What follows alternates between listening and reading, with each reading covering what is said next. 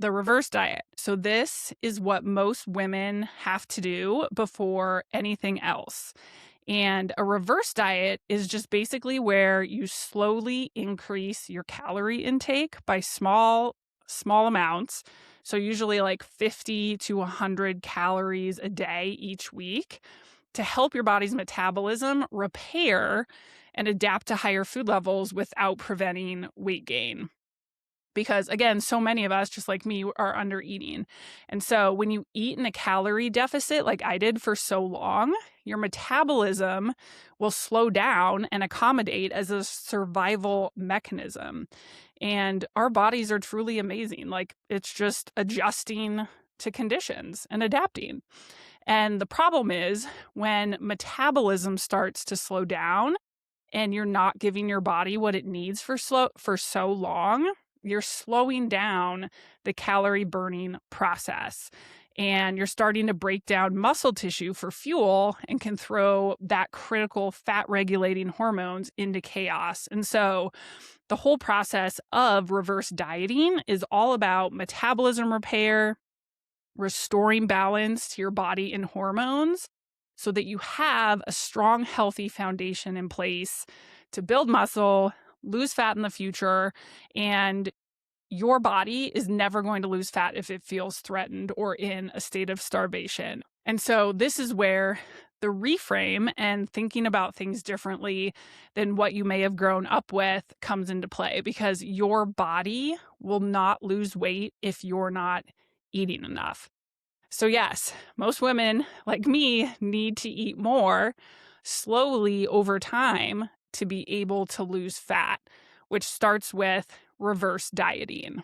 And just to give an actual example, before the program, I was eating about 1,800 calories a day. And I worked out about an hour a day, 6 days a week. So that puts me at a very active level.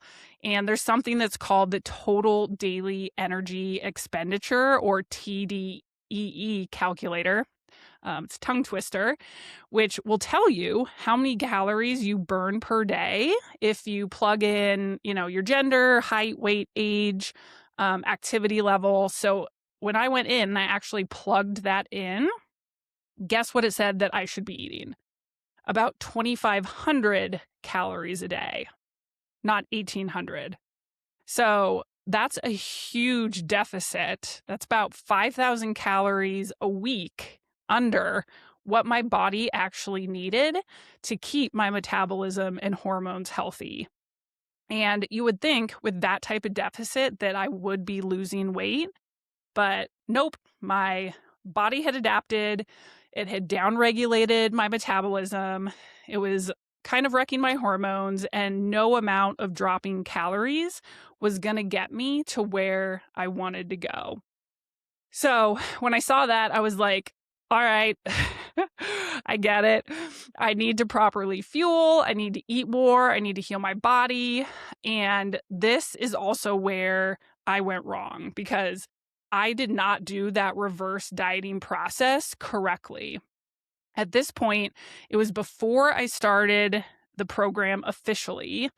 And again, that's where the 20 extra pounds came from, because I just basically went ham. I started eating a lot more than I should have on a daily basis in an attempt to get to that 2,500 a day maintenance where I thought I should be, so that I could help fix my energy issue and repair my metabolism. So I probably went from eating 1,800 calories to 2,000, 2,100 a day, which I felt so gross and full with making that jump immediately. It doesn't sound like a lot, but over a week it was a lot. My body was not used to that after eating one way for 10 years, 15 years. So instead of jumping from 1,800 to 2,100, what I should have done is gone from 1,800 to eating 1,850 every day for a week. And then the following week, gone up to 1,900.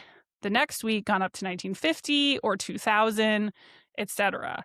So that's how to properly do reverse dieting. And if done properly, you can heal your metabolism with minimal or sometimes no weight gain, and get your body to be able to then respond down the line to an actual cut or deficit in calories because you have that wiggle room and your body is safe.